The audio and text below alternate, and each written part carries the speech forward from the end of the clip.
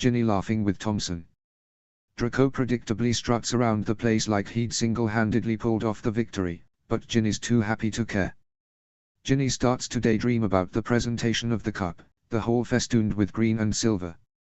She has to put all of that aside for a while as her own finals loom. Ginny has just finished sending an owl off to her father when Smita lifts an arm to stop her. Voices are echoing down the hallway, what sounds like Hermione and Umbridge. They quickly step back into an alcove just in time to see Umbridge holding Harry and Hermione at one point, marching them towards the grounds. What the hell is going on? Ginny mutters to Smita. Neither of them is foolish enough to try to take on Umbridge, but Ginny is already spooling out the implications. We need to tell someone, Smita points out. She's read the Quibbler, she understands the kinds of things that are happening around Harry. Ginny automatically thinks of the Order of Grimmauld Place. For all she knows, that's where Dumbledore is living. Umbridge's office. Smita looks up at her, quickly doing the maths. You know who to contact. Yes. Let's go. They walk down the corridor as casually as possible, hoping not to run into any inquisitorial squads. They usually get a free pass as Slytherin, but there is no reason to push it with so much clearly going on right now. Ginny slips an extendable ear under the door. From the sound of it, Draco, Crabbe, Goyle, Montague, and Pansy. With Ron, Luna, and Neville. Bad odds, Smita says. Ginny frowns, considering all of the options. She shuffles through them, trying to find the best one with the least chance of getting caught. Or of giving Draco and his henchmen yet another reason for open hostility. Why couldn't Umbridge have taken some of her squad with her? Ginny straightens. I have an idea. She lifts her wand to Smita's face. Smita eyes Ginny. They can't really be this thick. Oh, Ginny says, I think they can be. Ready? Smita nods, her face and clothing seeming to float and blur. Ginny reminds herself to thank Antonia later. Lifting her hand, Ginny bangs her fists against the door. Boys, she bellows, voice pitched just so. Commanding but sickly sweet. Come out here at once. The door just barely opens when the sound of choking echoes from inside, a few spells ricocheting off the walls. Luna yelping. Smita shoves the door open, curse taking out Pansy while she has her hand still on the door handle. Ginny takes in the scene before her, but has little to do other than stun the moaning and writhing Goyle on the floor. Ron, Neville, and Luna lift their wands, pointing them at Ginny and Smita. Whoa, Ginny says. It's us. Smita waves her wand, the enchantments melting from their faces. Neville looks relieved, but Ron is still glancing around. I heard Umbridge. Ginny smiles. I will have order, she snaps, in a pretty great impersonation if she says so herself. Merlin, Ron says, looking freaked out and impressed. Shall we go after Harry and Hermione? Luna asks, stepping over the prone form of Draco. Ginny gestures towards the fire. Shouldn't we tell someone, she asks, trying to give Ron a significant glance. Ron shakes his head, gathering up all the wands. Harry tried already. There's no one there. What is going on? Ginny demands, her head spinning with everything that has happened. They step out into the hall, Ron pulling her close. Harry thinks they have Sirius. Ginny blanches, but refrains from asking any more questions as they rush out into the grounds. They run into Harry and Hermione coming out the forest, both looking incredibly worse for wear. They are covered in what looks like blood. How did you? Harry starts to ask, his eyes falling on Ginny and Smita. Ginny and Smita broke us out, Neville says. Ron nearly had it done on his own, Ginny says, giving her brother a grin. Ron shrugs. Tung toffees. Never take candy from strangers, Smita says with a solemn nod. Ron startles them all with a loud laugh. Sorry, he says, looking sheepish. Smita suppresses a smile. So where to now? Harry blusters and very nearly insults them all, but in the end has to capitulate. They are going to the Department of Mysteries. Together.